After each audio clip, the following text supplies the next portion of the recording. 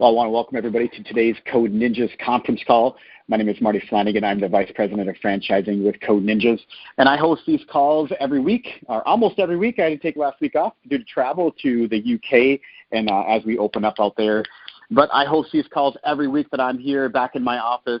And it's really about giving you some more insight and better understanding of Code Ninjas, what we're doing, what's happening, and really just kind of give you an opportunity to ask whatever questions that you have also in regards to Code Ninjas and maybe what you've seen, what you've heard, maybe want a better understanding after talking to somebody on my team. And again, if you're just joining us, we have probably about 30 people on the call so far. We'll probably end up around 50 on today's call. And this is really about your opportunity to ask questions, hear a little bit more about where Code Ninjas has come from. We are in the U.S., we are in Canada, and we are in the U.K. To give you a little bit of an idea of what's happened over the past 3 years, Code Ninjas, myself, Bert Sensapon, and David Graham we kind of started building Code Ninjas in October of 2016. We officially launched as a brand in March of 2017. And that's also the month we opened up our first location, and also the month we sold our first franchise location, multiple locations at the end of that month, beginning of April. And now fast forward to today, we have around 585 sold locations between the U.S., Canada, and the U.K. We have getting close here to 200 locations open, 285 franchisees, and it's been pretty exciting to see that growth and to see just that validation from the market and from entrepreneurs and from families that are a part of Code Ninjas, that we are going in the right direction, and we're providing the right service. So what happened with all this? Why is Code Ninjas taking the market by storm? Why are so many people attracted to what we are doing, what our franchisees are doing? And it really stems back to David Graham being a coder, programmer, entrepreneur for 25 years of his life, and being a part of a franchise brand in the past that was not related to technology at all, understanding and seeing that value. It's actually where he and I met.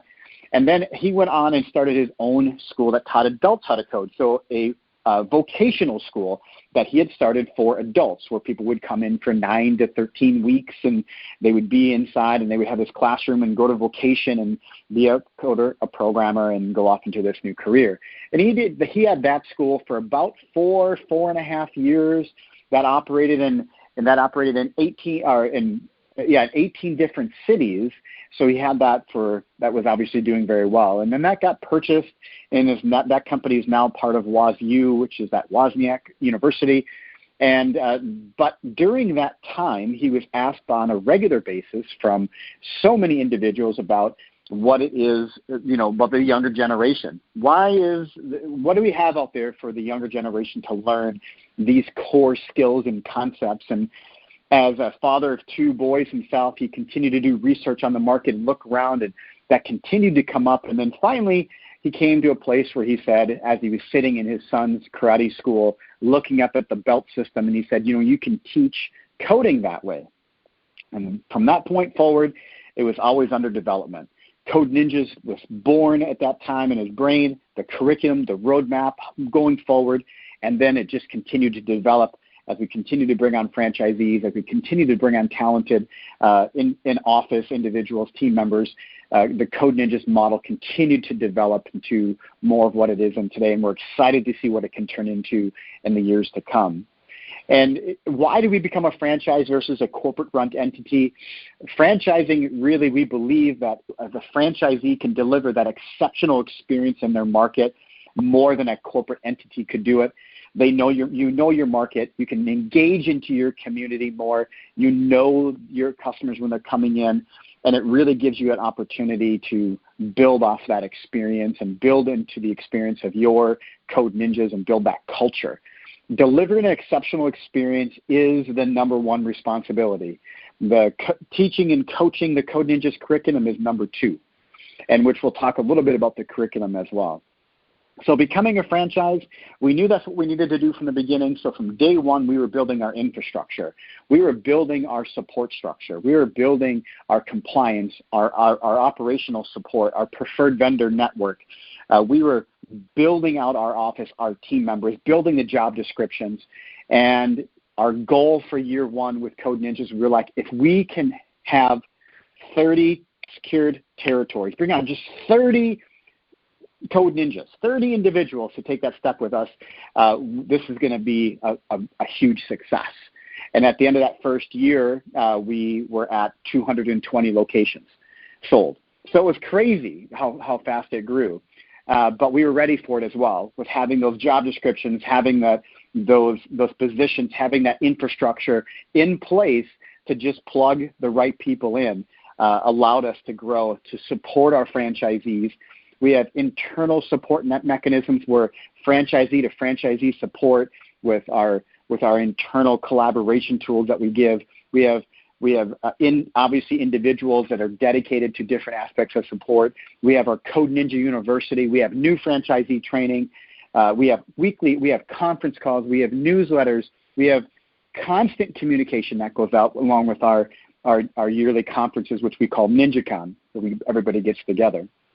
So this constant information that goes out to you to support you, to help you, based off how you learn and how you need to be supported. Every franchisee is like a different piece to the puzzle in terms of what type of support that they receive the best. So we try to give as many opportunities and varieties as we can for that support structure. So as we kind of started going on, obviously Code Ninjas, the curriculum, one aspect, we have in the U.S., Canada, and the U.K., we have multiple opportunities for families to get involved in Code Ninjas, not just one. It's not that people are coming through the front door and saying this is the only program they have available for them. There's multiple. So when we look at the curriculum side of Code Ninjas, to start with our Code Ninjas Create program, we're going to start with that one because that is really going to be your main revenue-producing aspect right now for your program for your Code Ninjas. That curriculum itself is made up of 9 different belts to go with the karate theme. Inside each belt is a certain set of learned concepts and skills. And at the end of each belt, students need to show their proficiencies with those skills and concepts by building a game. Once they build that game successfully, they're able to progress to the next belt. Every single belt compounds and is called cumulative learning. It works with the prior belt. So inside of each belt, you have those learned skills and those concepts, but they're also going to work directly with the prior belt. And so something at the end of each belt that shows their proficiency in those skills, that's on our game development platform. That is also known as an LMS, a learning management system. That's where they're showing their proficiencies. Mom, dad, they can see what their son or their daughter is learning. They can see that in action as well. It's not hidden. It's not like they are not going to know what's happening. They're actually going to be able to see those skills and concepts come to life. So their engagement. At Code Ninjas, we always say kids have fun, parents see results, and to stay with that, parents need to be able to see what's happening with their son or their daughter when they're inside of Code Ninjas. This curriculum is, the majority of this is going to be exclusive and proprietary to Code Ninjas. We have proprietary digital textbooks. We have an exclusive robotics program. This curriculum is a flexible learning system. What that means is that there's no classes, there's no lectures. This is a flexible learning system where parents are going to be able to come in at their convenience, drop off their son or their daughter. The son or the daughter is going to come in. They're going to scan their wristband, which then unlocks the security measure and allows them to access the curriculum. That curriculum lives on our platform in the cloud, and students access it through the dashboard. So when they scan that wristband, they're going to go back to the dojo where parents are not allowed but can see them, and they're going to sit down, they're going to open up their laptop, they're going to get their digital textbook ready, and they're going to work on their project for that day on working through that. As they're working through that, if they come to a problem that they cannot solve, which they definitely will, they're going to raise their hand. A code sensei is going to come over and work with them one-on-one, very personal, one-on-one, and help them through that problem that they are facing, work through that together. They're going to learn, and then they're going to continue on through their curriculum. If code senseis feel that the student is going a little too quickly, there's also things called fundamentals and prove yourself lessons where they're going to spend a little bit more time on a certain subject so they can absorb that. So there's some autonomy here with their schedule. So they're definitely learning time management skills, problem identification, critical thinking skills. They're learning collaboration. These are skills that make a great coder, and that's what they're focusing on. This curriculum also works through 3 different technologies. So they are going to be spending time in JavaScript for about a year and a half, doing the syntax in Lua, in C#. So they're spending some time learning the syntax and working through 3 different languages. This curriculum, coming in for 2 hours per week, is going to take about 3 years to accomplish. So they definitely are digging in, below the surface learning, really developing solid skills and understanding this whole world in terms of coding and programming, the syntax. Obviously, this also has that robotics program built into it as well, so they're working through that as well. This curriculum is only offered inside of Code Ninjas. This is not taken outside of Code Ninjas. That's the Code Ninjas Create program. Parents pay a monthly flat tuition rate, and they're going to choose their level of engagement, whether it's 1 hour per week, 2 hours per week, 3 hours per week. A parent is going to choose a level of engagement, and according to that is what their monthly tuition is going to be paid. So, and they'll be able to come in, obviously, during our drop-in hours for the Code Ninjas Create program. We also have the Code Ninjas Junior program, which is going to be for 4 to 8 years old, where the Code Ninjas Create program is going to be for 7 to 14 years old. That Code Ninjas Junior program is a non-reading based program. So they're learning some beginning fundamentals, problem solving. It's non-reading based. So they start, if a 6-year-old comes in, they're going to obviously, if they have great reading skills, great absorption of the reading, and they can absorb that, then they're going to be able to jump right into the Code Ninjas Create. If they're not and they need a little bit more help and a little bit more time, they're going to start with the Code Ninjas Junior program and then go up to the Create program after that. We also offer workshops. Workshops are typically going to be 1 to 3 days. They're usually a half day or full day. We also offer camps. Camps are 5 days long, and they're either half day or full day. Camps and workshops are not directly connected to the Code Ninjas Create or Code Ninjas Junior program. They are independent. We currently offer 14 different camps for you to have inside your Code Ninjas. Now, you may be able to, you can offer different camps. You don't have to offer them all. But again, they're half day to full day camps, and camps last 5 days long. So a parent would come in, or they would go online. They would register for 1 camp or 2 camps, whatever it might be, depending on the subject. Those camps would be 5 days each and a half day long. A parent could do a half day in the morning and a half day in the afternoon, where then the child would spend the entire day with you. That's very that happens very often as well. And those camps camps can be offered inside of your Code Ninjas and outside of your Code Ninjas. They don't just have to be within your 4 walls. You can also take those out into the community. We also offer Parents Night Out. Now, Parents Night Out is going to be where obviously parents come in, drop off their son or their daughter. They're going to stay with us for 2 to 4 hours in a controlled, safe environment, because obviously the door is locked, and they're going to be able to play STEM-related games, or even play, whether it's going to be Nintendo Switch or whether it's going to be Xbox or whatever you have planned for that night and that time that they're going to be able to come in. There's also Parents Night Out. We also offer birthday parties. And then here in the U.S. and Canada, we also have an after-school program for the U.S. and Canada.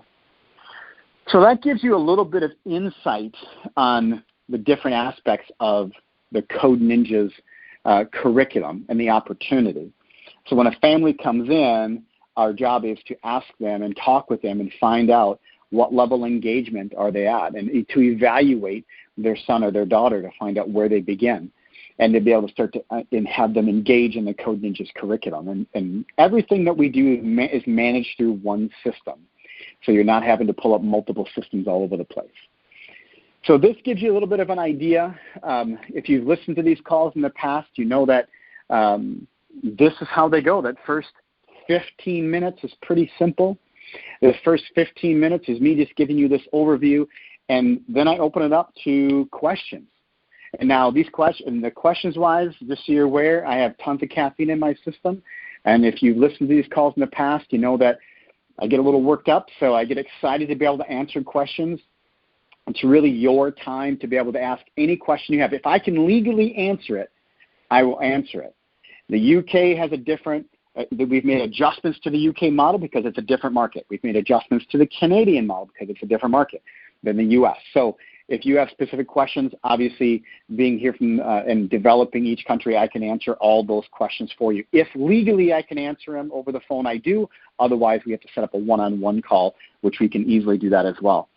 So this is going to be your time. It's pretty easy on how the Q&A works. What you're going to do is hit *6, and *6 will virtually raise your hand to ask any question you want. And obviously, if it's for another country, just be patient as we work through that answer. But this is an invitation to ask any question that you have regarding Code Ninjas, our company, our vision, more questions about curriculum, how it works, who we hire, where you get them, the job descriptions, the training, whatever questions you have, this is going to be your time. If I did such a fantastic job where nobody has any questions, then we wind up the call early. But if you've listened to these calls in the past, you know that these calls last an hour. They can last an hour and a half, and it's always the same 15 minutes. So that means there's usually 45 minutes to an hour of just questions. And again, if I did such a fantastic job and nobody has any questions, I understand. But if you do have questions, this is your time. Hit *6, and I'll be able to unmute you, and you'll be able to ask whatever questions you have on your mind. Well, not whatever questions. We can probably keep them focused to Code Ninjas. Hi, you have a question? Hello? Do you have me on mute? You have me on mute. Hi, you have a question? Yes, hi. This is Syed Zaidi here.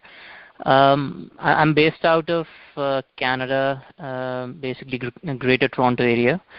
And the question I had was specifically the after-school service that you mentioned you're offering in Canada and U.S.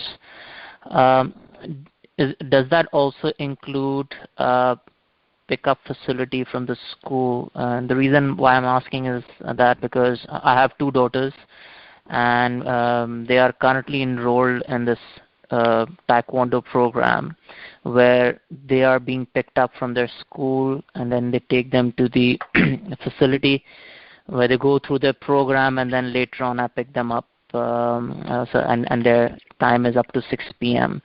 So a lot of parents are opting for that because that gives them the flexibility of their kids being picked up from school and then being sent to a safe place where they're actually doing something productive. So I was just wondering if that is part of the business model for Code Ninja. Yes, it is. Okay, perfect. Wonderful. Any other question that I can help you with? Or hello? Oh, is it me again, or? Yeah. This is live. This is not pre-recorded. This is all live. Okay, so I'm not sure if anyone else was in the queue. Yeah. So I think the other question I have was, I'm not sure if this was covered because I joined like a few minutes late. But what's a typical investment like? And what's the return of the on that investment? Again, typically, I know every market varies, but like typically, what ROI are different franchisees expecting? Yep. Okay. So return on investment is something we don't go over on a conference call because it is a public call, and there's some restrictions that we have as a franchisor and what we can and cannot talk about. So that would be more of an individualized question, a more one-on-one. We do have a very nice Excel performer that we built that allows you to build out your return on investment, the number of students you need, your break even per month. You're going to be able to do that. When it comes to cost to open, this does not apply to the UK. So we have probably about 20 or 30 people on the line right now from the UK. This does not apply to the UK. There's a different cost structure there. But when it comes to the US and Canada, you're looking at anywhere from about 110,000 US to about 270,000 US for about 1,800 square feet. That's for the, Okay. and that variant, that delta is going to come with, whether the landlord is going to contribute any monies, which is called TIA, to your build out. So, and when it comes to the U.S. and Canada, landlords contribute monies to builds, and they, apply for rent and all that fun stuff. So the variance there is going to be 100% based off of, not 100%, but 80% of that's based off what the landlord is going to contribute to the build. And the UK is completely different. We can, if anybody has questions about that, we can dig into that. But the UK is a little bit different story. Okay. Yep. Awesome. Okay. Hi, you have a question? Yes. So the question I have is, you've talked about ages 4 to 8 and 7 to 14 in the CREATE curriculum. What programs do you have for beyond that, beyond 14? And maybe that's covered in some of these others, the workshops or camps, but can you talk about that? Yeah, so for the Code Ninjas Pro curriculum, which is going to be which is like a mobile, when I say mobile, which means out of the center curriculum with in-house labs, that should be released in January. So I usually don't make that. I usually don't talk about that in the beginning until it's actually officially released. So the Code Ninjas Pro curriculum, which is for 12 years old to 100 years old, that'll be released in January, and that'll be an out of location curriculum that has in location labs that the Code Ninjas Pro students would be doing. Great. Good. And we lived in that space for many years, so the adult space we get, right? So that was a no-brainer for us. So but we're beta testing that and kind of working. We have, our vice president of education that's on that, and our team is on. We have 15 curriculum developers and programmers on staff. That's obviously always working on new content for us, new curriculum. Is that then, because you talked about the early days of David Graham and really was targeted at people going into the professional development role, is that kind of along that same line? Is that it's not vocational? No, it's not vocational, but it would be for let's say the local chiropractor who wants to control and do his own website. It would be something along that realm. So it's not designed to be vocational. Okay, got it. Maybe someday. Okay. Maybe someday, but not right now. Yeah. Okay. And on the robotics aspect, is there some aspect of that is targeted for the over 14 age group? It's so it is definitely there for us to take advantage of it if it comes to that place. So being the way that we can pivot pretty fast with Code Ninjas, and if we see that demand continue to come in, the company that we have exclusive rights for the robotics program, they're out of Japan. They have over 1,300 locations. They have and they've been around forever. They have a very, very vast curriculum that we can take advantage of. So it's there for us. We just have to see the demand from the marketplace before we jump into that. So if I could ask one more question, is 3D printing in any part of this? We actually have some of our franchisees that do 3D printing camps and workshops. Okay, so that could be in I see. So that's where you could get into maybe more a localized, there's a desire for it, and so you build something. And do you help with that, or is that pretty much by the local franchisor? Well, everything has to be everything has to be approved, and everything's going to have help. It's just what kind of help do we need to come to the table with, and how is it going to be? How can we scale it up to allow? We don't want it to be where one franchisee can't do it, or we'd rather have it to where they choose not to do it. So we want to be able to offer it to all of our franchisees.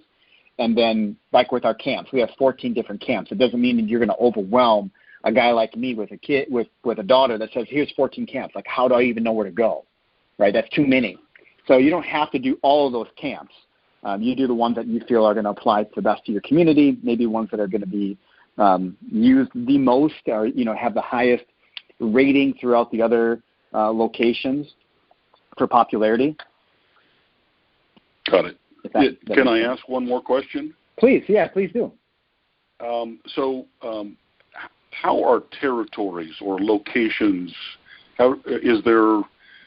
Is that by number of people in a geographical area, or how do you approach that?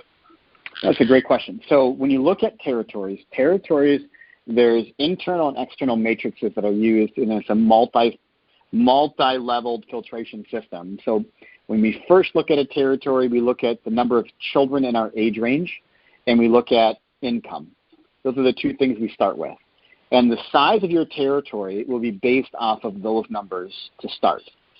And then we also look at, if, depending where that is actually located, because there's a few guidelines that we have in place, like major encroachment here in the U.S. and Canada. We also look at when it comes to, let's say it's a market that has lower income than normal but a higher student count, we're going to want to compare that to other locations. What does it look like? And we look at the franchisee as well. What is their engagement going to be? Are they going to be completely hands-off, not active? We need to understand their leadership, their bandwidth. And so there's a few pieces of the puzzle we have to put in, kind of bring together with that.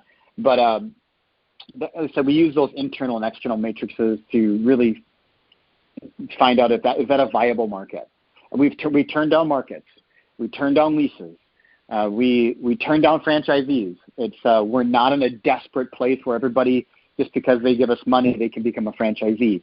We really, really want to make sure that you're going to be successful. The market you're going to make sense, and the execution of the business plan in that market. So we want to make sure you're ready. Good. Okay. Thanks. Awesome. Thank you.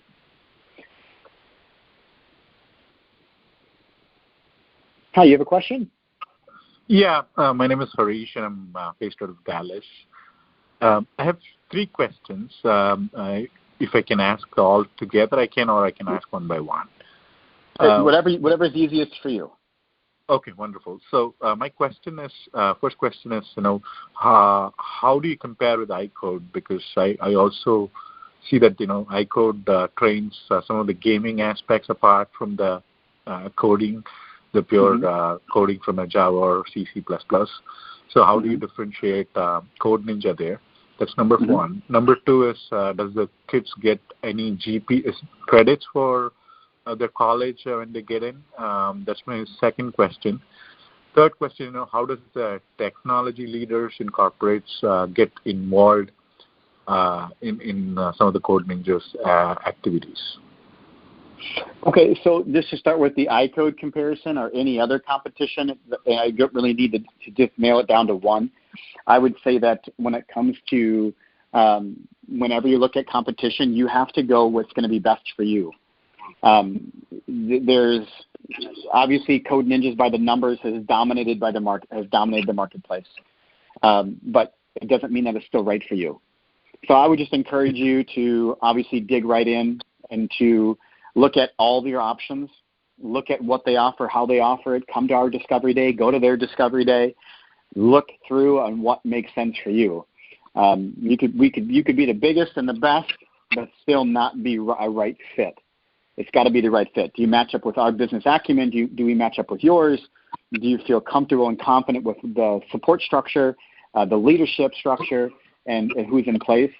That's really, really important. So when it comes to comparing to competition, no matter what it is, I just would encourage you to just take your time, dig in, and make sure it feels good, smells right, and you feel passionate behind the brand and what they're doing.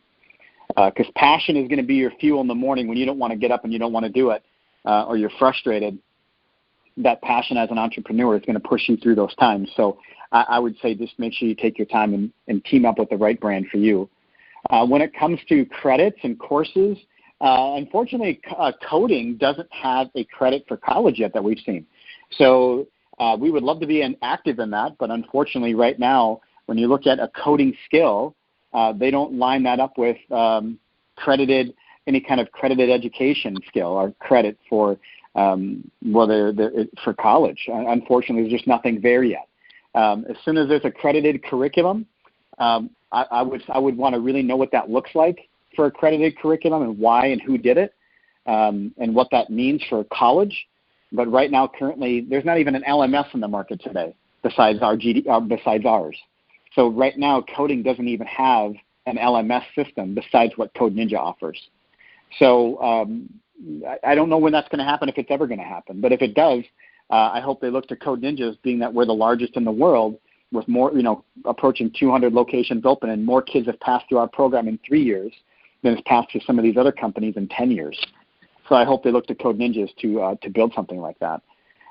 When it comes to tech leaders, give me some more insight on what you're looking for in that question. I want to better understand that question. So just to give you a perspective, right, there are a lot of C-level executives from technology leaders in the Dallas-Fort Worth. I see them engaged with iCode. The reason being I'm bringing iCode again because my son actually has passed out his black belt there. He's been an active learner right there for the last few years, or a little more than a few years. So I'm just trying to understand, how do we engage from a Code Ninja perspective?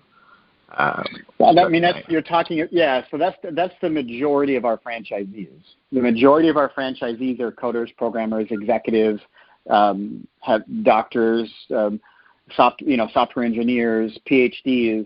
That's the majority of our franchisees right now, and teachers. So when it comes to how we approach everything with Code Ninjas and how we've developed, the majority of our programs and how we've developed as a brand is our feedback from our franchisees. So we have, obviously that's really important to us. That's actually how I met David Graham. So if you look at the DNA of Code Ninjas, it stems from somebody being a franchisee and contributing to the greater good of the brand. That is how Code Ninjas even came about in terms of just the opportunity. David Graham and I worked together because he was a franchisee at my last brand that I was with for 12 years. He was a franchisee. He saw a problem. He came to the corporate office and he presented a solution. They took advantage of that solution, hired him as a franchisee to work on a project which actually runs more than 5,000 of those franchise units today that he wrote and developed, and that's how I met him. So if you look at the DNA of Code Ninjas, you're going to see deep in that DNA, franchisee to franchisor engagement is critical. Positive interaction back and forth and dialogue is critical to how we develop. A lot of our programs have come to Code Ninjas from our franchisees. Our first franchisee open has now been hired as an employee. So not only is he an employee, he's also our first franchisee open and still operates his Code Ninjas with his wife. So if you look at that, we had a franchise advisory council with the first year that we launched. That doesn't typically happen for years and years in. So that franchisee to franchisor engagement is really, really important to us. Does that help? Okay, thank you. Okay, awesome. Thank you.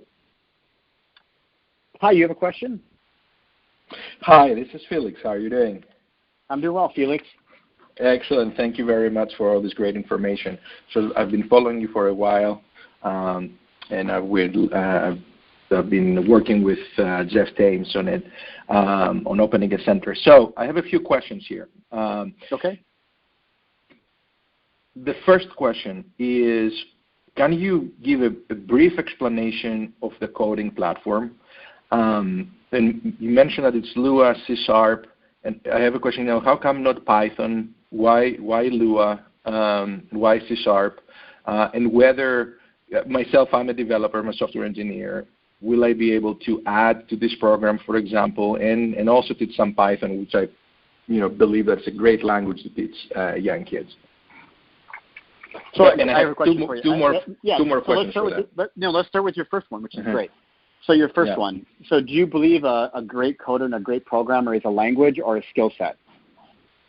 It's a skill set, absolutely. They can pick up any language they want. And that's what we focus on. We focus on the behind-the-scenes skills of what makes a great coder, not the language. So when you talk about problem identification, critical thinking, time management, leadership, we focus on collaboration. We focus on the behind-the-scenes skills that make a great coder. Remember, we're working with 4 to 14 years old. So we want to develop those skills so that they can choose their language when they get older. And when they get older, you know this, sometimes projects require multiple different languages. So they may have to be learning different languages in a short period of time to finish a project in time. So going through JavaScript, which you obviously know is the most prolific language on the market, is Python wicked powerful? Yeah.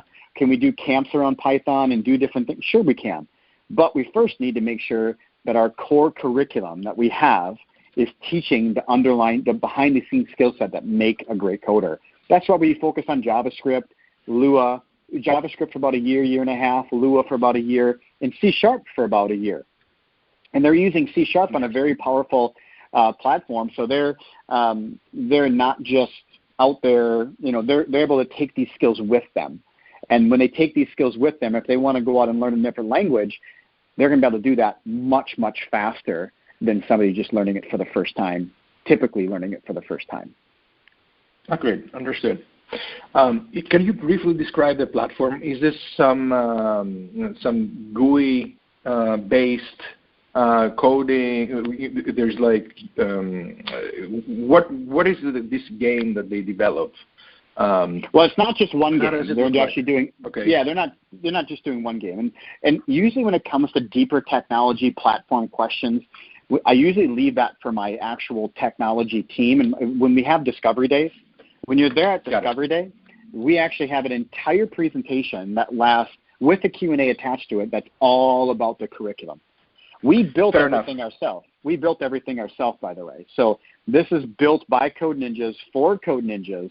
This is not something we hired out somewhere else to get done for us. This is something that we have 15 coders and developers and curriculum programmers on staff. So this isn't like we're farming things out to get them done, which is a very effective way of doing things. But we prefer to keep it as much of it in-house as possible for the control factor of quality. Understood. Two more questions. Sure. How flexible is the pricing model? Very. We actually don't mandate your. Okay. We don't mandate your pricing, so it's very flexible. We have minimums and maximums, but we don't tell you what you have to charge. Can you describe the minimum? Mention the minimum and the maximum. Yeah. Well, there's some of our programs go as low as $99. It all depends on the opportunity, the program, but it can be as low as $99 a month. Okay. Got it. Per child. So that means if I want to give discounts to families who have like 2 or 3 children, etc., this is totally up to the center owner to decide how to go about that. Correct? Correct. Excellent. One more question. When I open a franchise Code Ninja Center, what is the radius around me where I am, or whether am I guaranteed that no other centers are going to open? So I did talk about this earlier with the call about 2 calls back about the territory size.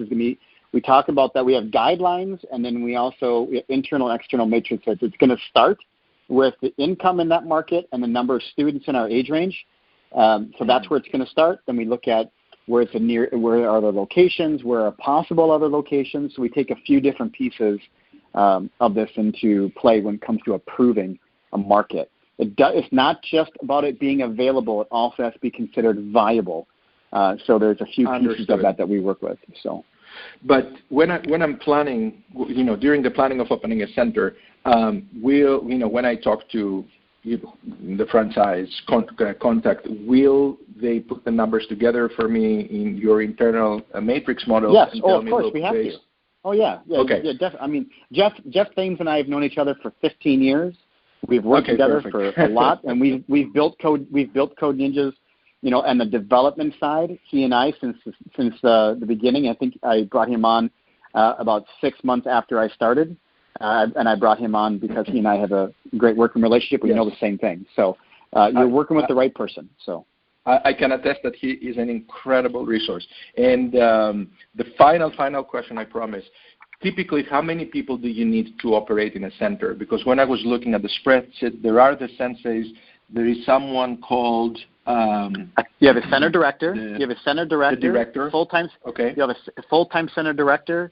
And when you open your doors for business, we suggest that you have 3 to 5 part-time code senseis. Can the center director be a sensei? Well, I mean, they can, but they're going to be busy. They shouldn't be back there with kids because they're going to be busy. They're going to have things to do. Like administration, phone calls, you mean registration and all these things? There's a lot for them to do. It's not build it and it's not build it and they will come, right? We have an entire daily agenda for them to follow. Thank you. You've been very helpful. Thank you so much. No problem. Thank you. Hi, you have a question? Hi there. Yes, it's Mike from Wales, UK. Hey, Mike. How are you? Not too bad, thanks. So I was looking at it, and in my head, the way you open a specific site, it all seems quite big and etc. And in my head, the way these clubs perhaps work at the moment are, you rent out a church hall for 2 evenings a week or sometime and build it up from there. So, can you confirm, all these franchises you need, these are full-time sites, you locate somewhere and you kit it out. Is that the model, and is that the only model?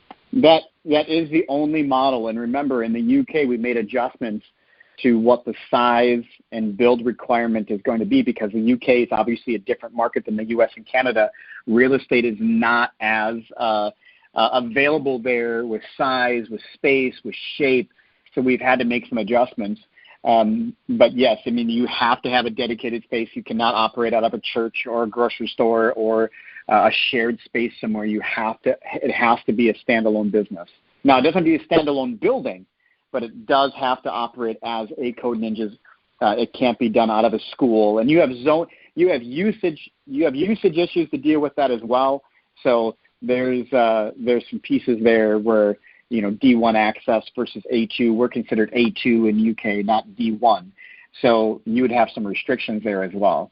So that's why you want to be in your own space. So you don't want to be, you can't just be at somebody else's beck and call. You have to be available for families' convenience to come in. Okay. So in order to look through the amount of students that need to come through, and the personnel and the costs, will that be on a future discovery? We can make sure you can. There's myself and Diane. One of us two have already sent you an email. Make sure you connect with us one-on-one. We have Excel performers. We can walk you through it, help you understand the cost. We're exploding in the UK. We already have 12 locations sold. Our first location opens up in January. We have 9 more in the process of paperwork right now, which means we'll be at over 20 locations sold in the UK, with all of them being open by next year. That means within 2 years, we'll be the largest in the UK within 2 years, and other companies have been there for 7 years. There's a reason for it. So make sure you're connecting with Diane and myself, and we'll walk you through it. Okay. Did you say there's some open already in the UK? Well, like I said, the first one opens in January. All right. Okay. Great. And I just one or two others. So it's little things like they come in, and things like laptops and that. Are these types of things that we provide, or we expect students to bring their own computer equipment and things? We suggest that you provide the laptops. Yeah. Okay. And the things like customer payment systems and all that sort of stuff. We have all that. All that's built into our process and our system. All that's built in, so you don't have to go find payment processing. You don't have to. We have preferred vendors for insurance, for signage, for fit out, design. We have all that in place for you already. All right. Thank you very much. All right. Awesome. Thank you. We look forward to talking with you more. Cheers. Cheers. Hi, you have a question? Hi. I'm Smita from Winnipeg, Canada. And I have a question related to staffing. Like you said that there is one-on-one help to the students provided. So what should be, is there any specific fixed ratio of the student teacher? Or 8 to 1. Yep, 8 to 1. So we suggest an 8 to 1 ratio. Yep. Okay. And what should be the qualification? Like, is there any certification required for being a teacher here? Like, well, they're going to have to do. They'll have to do the Code Ninjas curriculum up to where you have students. So if you have students on belt number 2, they're going to have to do the curriculum up to belt number 2, which will probably take them less than a week because their cognitive ability is going to be greater than a 7-year-old's, right? So they'll be able to do it pretty fast. But typically you're looking for somebody with a robotic background, computer science, where in the UK it would be called ICT background. So you're looking for somebody that has a background in, like I said, computer science, ICT, robotics. So they're able to, this is their wheelhouse. This is what they want to do. So keep that in mind. They didn't just go out and apply at 19 different places. They're coming to Code Ninjas because this is also what they want to do with their future. This feeds their future. Okay. And that curriculum, that would be taught to them by you They're going to do it. Or? No, remember, they're going to be doing it themselves. They don't need to be taught to them because they're going to be 17, 18 years old. Their cognitive ability is much higher than a 7-year-old. So when they're doing those first few belts, I mean, they're going to be able to go through that no problem. Okay. And regarding the opening of the center, the infrastructure and the initial support, how much initial support is provided by Code Ninja? Everything. Tons of, that's what we do. That's what we do, right? We're all about supporting you as a franchisee every step of the way. We have an entire 12-week. For the place? Everything. Oh, okay. Okay, and I have another question. I know you mentioned about the territories before, but yes, how specific it would be? Like how many Code Ninjas could be open in one territory? We go over all that. Well, in one territory is one Code Ninja. You can't put multiple Code Ninjas in one territory. Okay, and that is like based on the data you gathered regarding the number of students in that area. Correct. Yep. We work with you one-on-one on that. Yep. Okay. And one last question. Like you mentioned that there are certain levels, 9 belts. 9 belts, yeah. On the Code Ninja Create program, yep. Is there any specific length, like duration, that in 1 month or in 3 weeks they have to complete one level, or? It's a self-paced program, so it's based off of what they're learning and how they're absorbing the skills. They have to show their proficiency, so they have to work through it. And if they're showing their proficiency, that means that they're absorbing it and they're learning it. So how can we confine them to like this is the time frame which you are sending your child to? Like there should be a specific course, like, and the duration for that. Maybe they finish it in a longer time, but the specific course in a specific duration. Like you mentioned that. The charges are flexible, and there are minimum $99 per month. It could be $99 per month, but how can we offer this? Like this point is not clear to me. Well, they're choosing their engagements. So if they choose 1 hour per week to come into Code Ninjas, that's all they get. It's 1 hour per week. So they're going to be paying that lower tuition amount. If they're paying for 2 hours per week, then they get 2 hours per week. We don't do classes or lectures. They're coming in and they're working through the project for that day. When they open up the digital textbook takes them to where they have to go next. And then they work through that for their time that they're there. And when their time is up, which the Code Senseis and the center director is going to know because it's displayed on a television, their system needs to wind down. They need to save because it is going to shut off on them. It doesn't just keep going forever. Okay. Thank you very much. All right. Thank you. Hi, you have a question? Yes, hi. This is Sonal from Vidaria. I'm in Maryland. Had a couple of questions. I know, sorry, this is my first call. No, it's totally okay. Yeah, go for it. So, no worries. You mentioned about discovery days. Are those more webinars, or is that something that you go into a location or a franchisee that's local, or? You come to our corporate office. Great question. You come to our corporate office in Houston, Texas. So all discovery days are hosted at our corporate office in a town called Pearland, which is outside of Houston, Texas. Okay. And how long? Is it just one day, or is it like an agenda out? And how do I go about being added? Yeah, it's one day, so it's by invitation only. So when you're working with my team here in the U.S. and Canada, because in the UK we host them in the UK, obviously.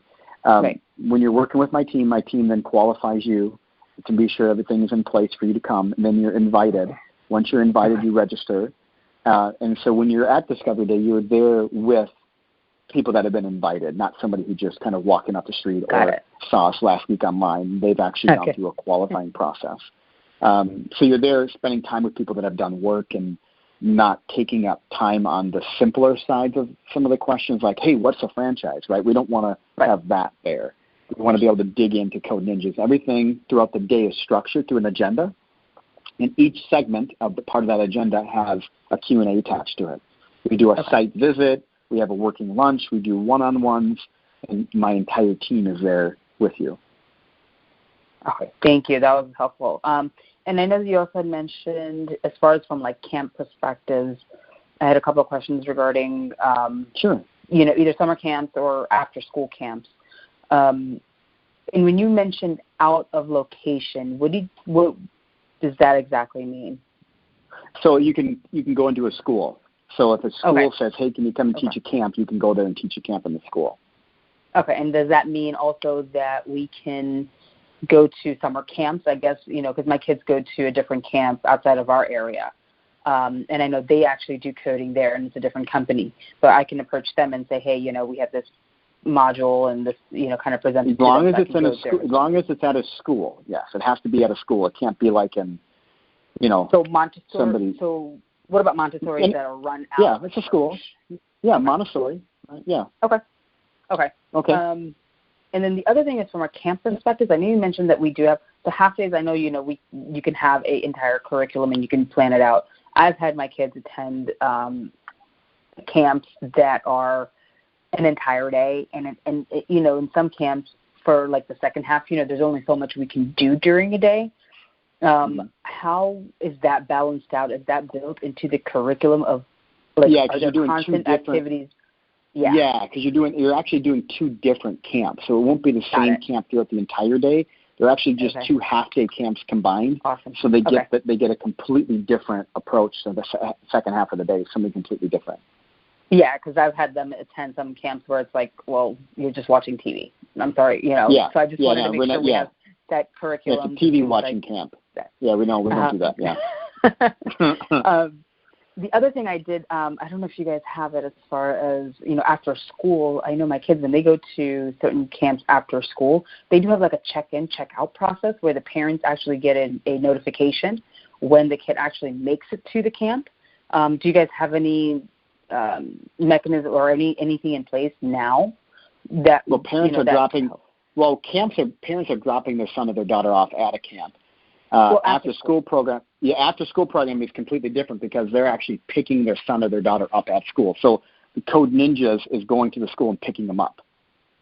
Right, but let's say from going to class into the camp, because I get a notification that your daughter and son did make it to camp, that we've accounted that they came to this camp to attend, which is nice. Yeah, I think that's nice. Well, so here's how it works. Remember, we're a smaller environment, so a lot of our franchisees just text the parent because they're only going to have 5 or 10. They're only having like 10 kids in there, so they just text them because it's. But which is nice also. At least there's some. At least there's some mechanism in place, because I know as a parent, I think that is a great idea. At least that I know that my kid's just not somewhere. Yep. I get text messages all day long. I get text messages from the same type of program, and it's just a text. It's because it's a smaller group for my son. So we do that for Code Ninjas. Most of our franchisees just send a text message because it's more personal and it's a smaller list of people, so it makes it easier. Perfect. And then I know you mentioned as far as from an approval process perspective. So let's say if we picked an area where you did the evaluation, or we went through everything and said maybe it might not be the greatest. Do we have an option to kind of go back and take a step back and kind of see if we have a couple of, like when we submit our application, do we do here's my first, second, and third territory that we would like to do, or is it just one territory and each application is different approval process? Well, once you're a franchisee, we're going to work with you. I mean, that's a little bit different. So once you're a franchisee, we're going to work with you pretty closely. So when it comes to expanding and such, that's going to be, we're going to work with you as a franchisee. So that's a little bit different of a process for that. So, but obviously there's an approval process for when you're a franchisee or even if you're not a franchisee. Because we want it to be a successful relationship. Of course. And then I think this is like the first time I've attended. I think I just sent an inquiry for getting more information. What, from a new person coming in, would another team member just reach out to us to do a little bit more one-on-one, or how does that work to get more information? Yeah, so you should be getting an email from somebody on my team. I mean, I'm not sure how long ago you sent your inquiry in. I don't do it right now, but here's the deal. If somebody from my team has not reached out to you, make sure you send me an email, marty@codeninjas.com. So marty@codeninjas.com. Send me an email, and I'll make sure my team is in touch with you. Awesome. Thank you so much, Marty. No problem. All right. Thanks for those questions. Those were great. Awesome. Those are great. Thank you. Hi, you have a question? Yeah. First, I just want to second the one gentleman that said about robotics and about MakerBots, 3D printing. I think that it's also pretty good to add.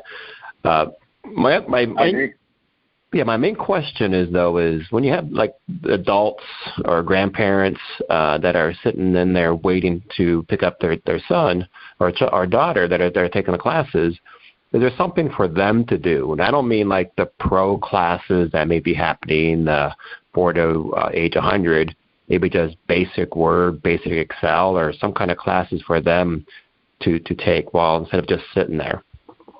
Well, so the hard part is they're in a lobby. So there could, some of our centers have like an iPad that's out there or a tablet of some sort with different preset things that whether they're kids or adults can do on them. But they're preset. They can't just like roam around and do whatever they want. But there's definitely some pieces of it. You're going to notice as a franchisee that parents they're going to want to be there for a little while for the first maybe 5-10 visits, and then all of a sudden you're going to see them just dropping their son or their daughter off and leaving and coming back. We see what's happening a lot now is they're choosing the 2-hour-a-week program, and they're coming in, doing the 2 hours, and they're taking off. They're going to get errands done. They're going to have lunch. They're going to work out. Then they're going to come back and pick up after that 2 hours. That's happening a lot more. So at first you're going to see parents staying, and then once they have that trust established, you're going to see them not staying. Then the lobby doesn't become so occupied. Okay. But but just to touch on that, we also encourage parent tech education. So just to kind of on top of that whole Word, Excel, and everything you're talking about, we do encourage parent tech education for whether it be safety in the house, whether it be something like you mentioned. So parent tech education nights are definitely encouraged. Okay. But do you offer that, though, the parent tech education? We don't offer any kind of structured piece right now because we've been focused just on the younger generation and mastering that before we start dabbling, like the Code Ninjas Pro curriculum, for example. Right. We really wanted to focus on being great with what we have in front of us and that need before we ventured off into anything else. Okay. All right.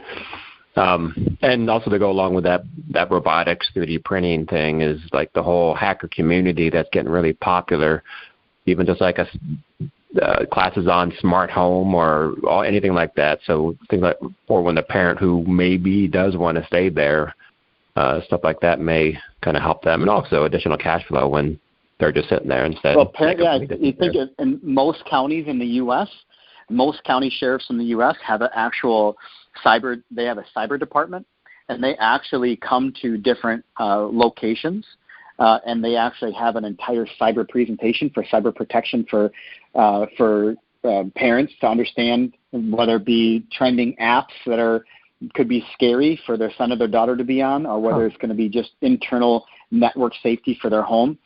you can actually usually local county sheriff departments have a cyber division, and they actually have it funded to where they go out into the community and go to different locations and actually educate the public on cybersecurity and safety, especially if they have teenagers, and especially if they have teenage girls like I do.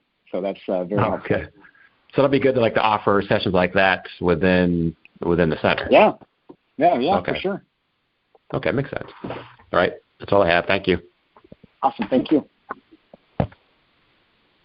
Hi, you have a question?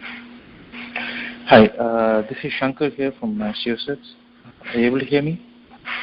Yeah, I got you. Yes, I have 4 questions. One, on the income areas you mentioned as birthday party. So I'd like to understand more about the Code Ninja's design for organizing the birthday party. Should I go ahead with all the other 3 questions, or we can go one by one.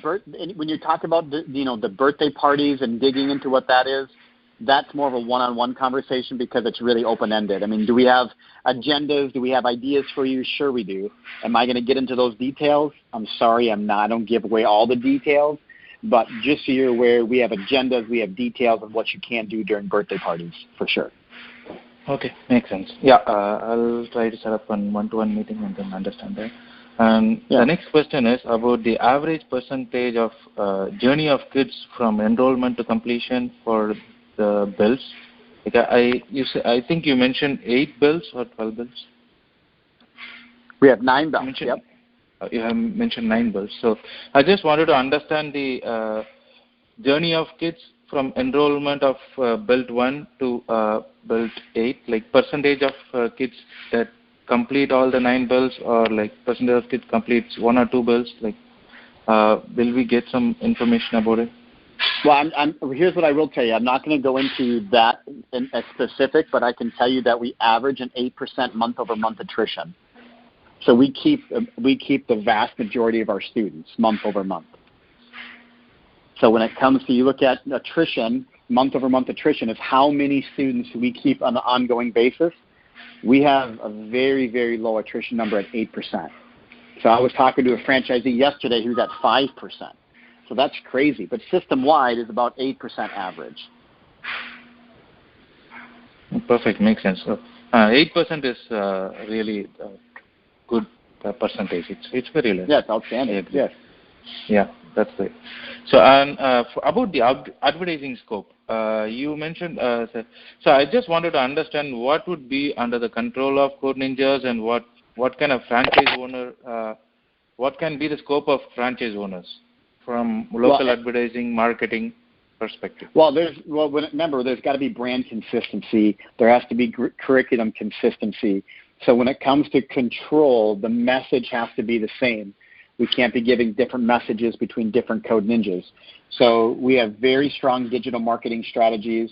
We have very strong curriculum. Your input is obviously always valuable, but keep in mind we have to have brand consistency. That's the power of Code Ninjas, the brand.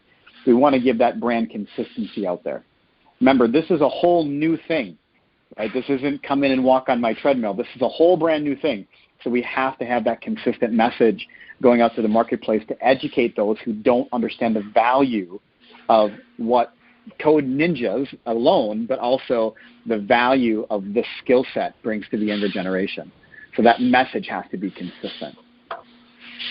Okay. I would like to set up one-to-one, but this is also another question. When I plan for a center, to set up a center, will I get some market studies and center experience from the neighborhood centers for more realistic forecasting and planning? That obviously we give you as many details as we can as we work with you. So we have an Excel pro forma, we have our curriculum roadmap. So when you have one-on-one calls, we dig into more detail. Okay, yeah, that's great. Yeah, I have a few other questions as well, but I would, because it's already one, and I would leave ways for others. So yeah, I'm good for now. Okay, wonderful. All right, well, thanks for your I'll send an email for I'll send an email for setting up a one-to-one. Wonderful. Thank you. Hi, you have a question? Thanks for holding. You have a question?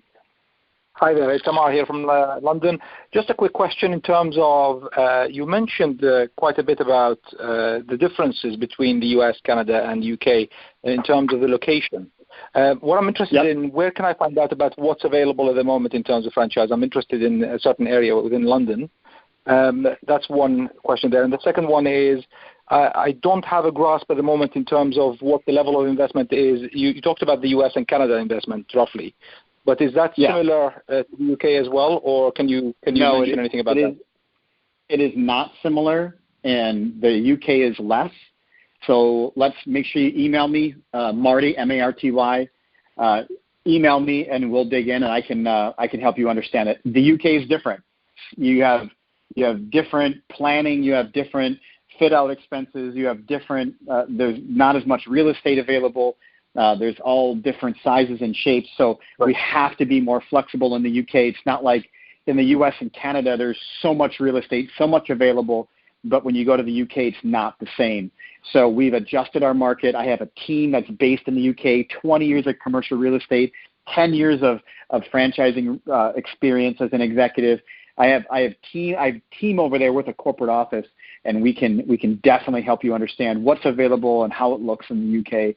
Just make sure you reach out to me afterwards, and I can either connect you with Diana or you and I can set up a one-to-one. And it's Marty, M-A-R-T-Y, at codeninjas.com, and we'll set up a time. Great. I just emailed Diane, but I will forward that email to you as well so that you're aware of it.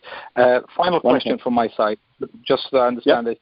In terms of finding the location itself and fitting the location, is that where you guys come in terms of the setup for it and making sure that it's all within standard and within the way that you like to see it, or is there an expectation for us to be? We have all that in line for you.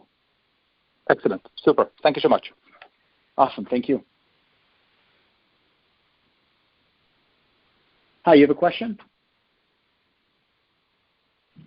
Oh, am I on mute? Hello, you have a question? Yeah, hi there. My name is Umar. All the questions I wanted to ask, they've been answered. I'm calling from Surrey, Ashford. My concern, what I wanted to ask was basically, I have a tuition center already in process.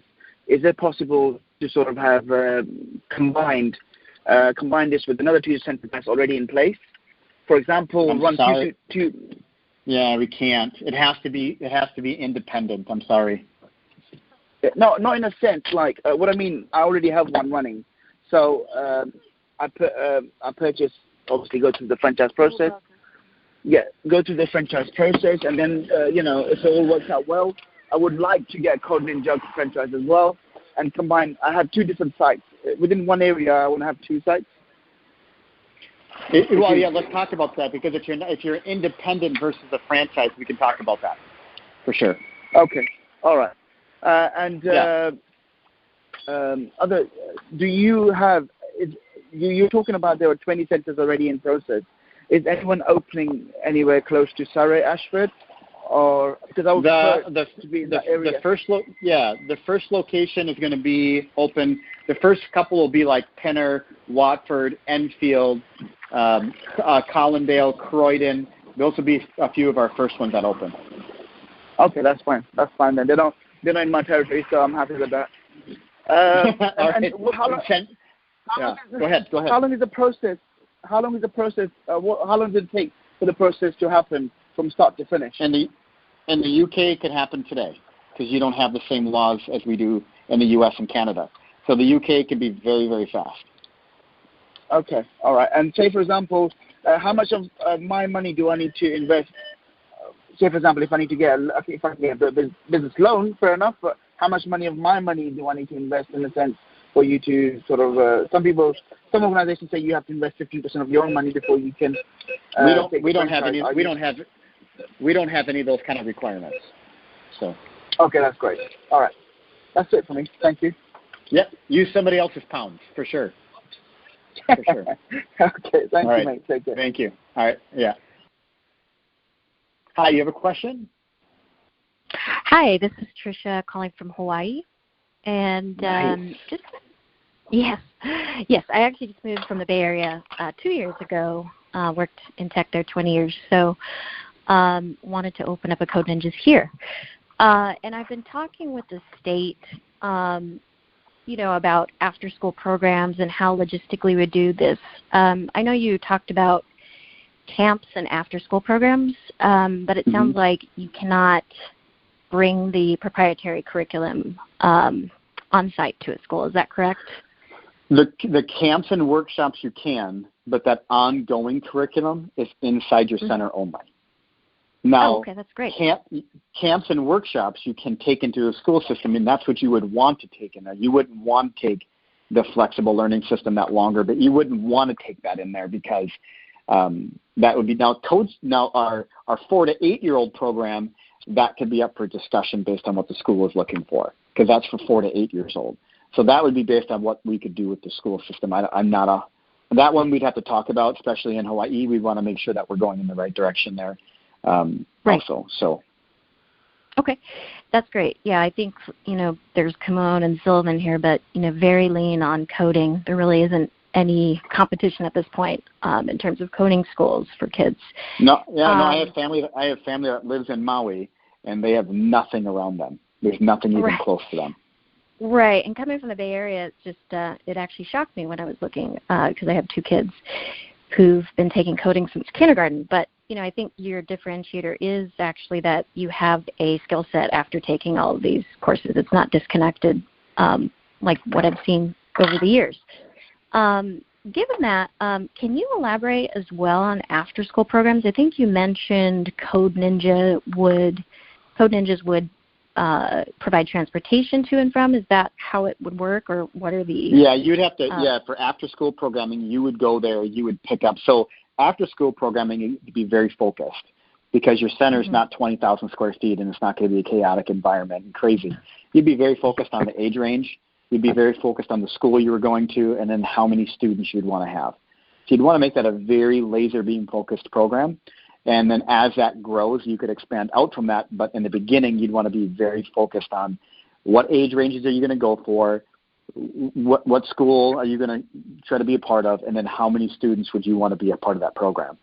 So very focused. And we definitely encourage our franchisees to do an after-school program, but we encourage them to be very focused on what that whole model looks like. And we are there to obviously support you, encourage you, and help you, get you connected with other franchisees that are doing that too, so you can collaborate. But again, making sure it's a focused program, not, I'm going to take them from 5 years old all the way up to 14 years old. That would be a crazy environment, right? Be very focused. Right. I'm just 8, 9, 10-year-olds, and I'm going to try to just do 10 kids, and you can almost create a collaborative little team as well when you do that. Great. And the other question I had to, on that same point was, people could buy level of engagement, right, per week, 1, 2, or 3 hours. Are there ever any overbooking problems, and how does a parent schedule? I've looked at many of the other state sites, and, how do you actually book and look at availability of times after school? Yeah, it really kind of just, that is when it comes to the overbooking, we haven't had that kind of a problem yet. Okay. So that's not something that we've had any issues with. We have, I can't go into numbers, but we have centers that, they have quite a few students coming in, and we haven't had an overbooking problem yet because of it being a drop-in setting. You're not getting, 80 kids showing up at one time. And we have a reporting system there. You actually can see your busiest days of the week to know when to staff, when to have code senseis on call, when to have them on staff. It even breaks down gender, so you actually know, for planning a girls' code night, which is actually becoming very, very popular, where you plan a girls' code night, girls' tech night, and those are becoming pretty popular with our franchisees. Where I would want to do that with my daughters. I'd want to make sure that I would love to sign up for something like that. So you have that flexibility, but you also know who's coming in, when they're coming in, the age ranges. We have all that reporting in place, so you're not going to be lost on thinking, okay, is this going to be a busy night? Like our Pearland, Texas location, for some reason, Tuesdays are busy. I don't know why. Monday, Tuesday, Wednesday, Thursday. Tuesdays are our busiest night, and I have no idea why. It just is. So it's you can actually start to see those patterns develop over a period of weeks as well, and kind of see what's happening. Okay. So you have those back-end analytics, and I guess how does a parent schedule? Is everything by, they have to call in, or? There's no scheduling. There's no scheduling. They just come in. Oh, okay. All right. So that's why I couldn't find it. Yeah. Okay. Yeah. Well, those are just kind of my logistic questions. I've actually read the entire disclosure, the FDD. So, yeah. Thank you. Good know. Okay. That must have been exciting.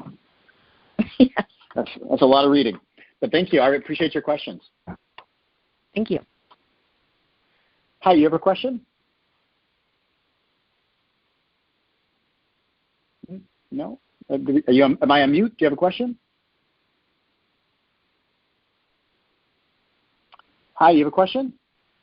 Oh, hi. My name is Nashi. I'm from Ottawa, here in Canada.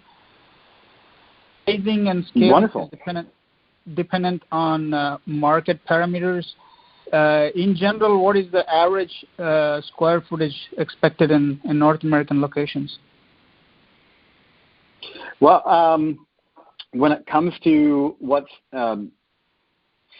expected, we ask you to look for anywhere from we want you to stay at about 1,800 square feet is ideal. That's what the majority of our franchisees are looking for in North America, not the UK, but in North America. Most of our franchisees are looking for that 1,800 to 2,200 square feet. 1,800 to 2,200. Okay. All right. And also, the follow-up, we just sent an email to Marty at codeninjas.com. If somebody hasn't reached out to you, if you haven't had somebody in your inbox from my team, please, Marty at codeninjas.com. Make sure you email me, and I'll get you connected to somebody on my team. That's awesome. Okay. I think most of the other questions I had were already answered, so I'm just going to go into one thing. Will students be able to access or practice anything at home? They can access but not practice. They can show off what they've done, but they cannot progress through the curriculum. Okay. All right. I'll save the other questions for one-on-ones. Thank you so much. Okay, awesome. Thank you.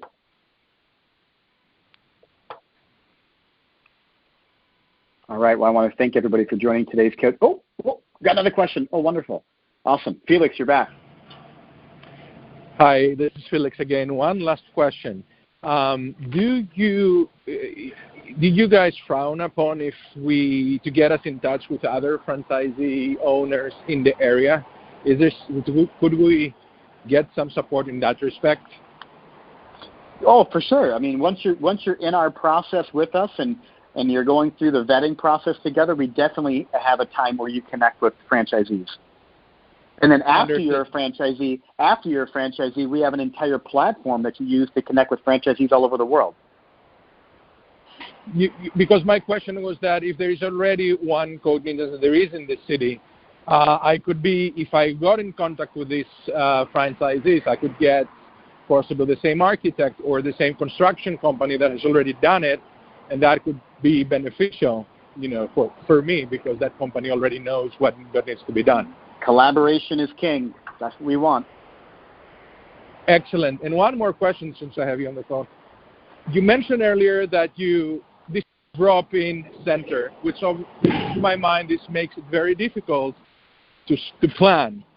Is it allowed if we scheduled in advance and said, look, my center has X capacity, I can only accept 18 or 20 students per hour, and then I could make a monthly plan with each of the students? Well, I think it defeats the purpose of the convenience model, right? Convenience trumps price every time.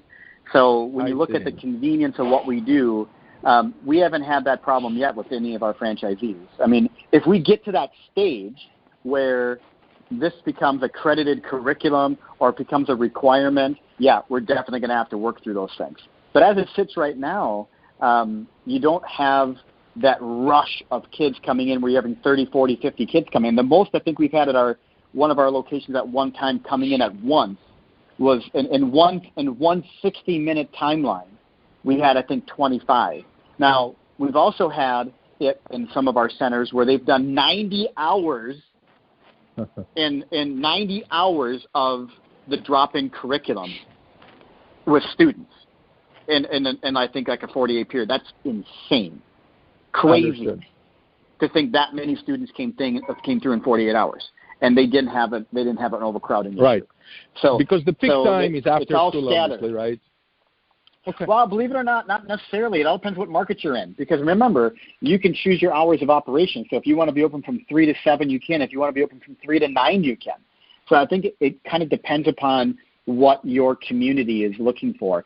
You could be open up on Saturdays and Sundays if you want to all day long, which also would mitigate the traffic flow during the week and the issue. Understood. So, and in terms of after school programs and all the other programs, I mean, if I choose to only concentrate on just the coding aspects, I don't have to do any of the other programs, correct?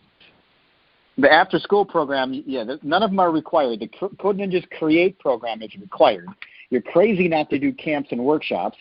Parents Night Out is awesome. The Code Ninjas Junior program is turning out to be a fantastic launch. But after school programs, you don't have to do that. You don't have to do birthday parties. I don't do that. Understood. Yeah. Thank you. Awesome. Thank you. I appreciate it, Felix. Thank you. Well, I want to thank everybody for joining today's Code Ninjas conference call. Almost an hour and a half of questions, over 50 attendees. I want to thank you for your time. I really do appreciate you hanging out and listening to these great questions. If you have any questions, you need any other help or anything at all, feel free to email me anytime, Marty, Marty, @codeninjas.com, and I'll do my very best to connect you and answer your questions. Thanks for your time today.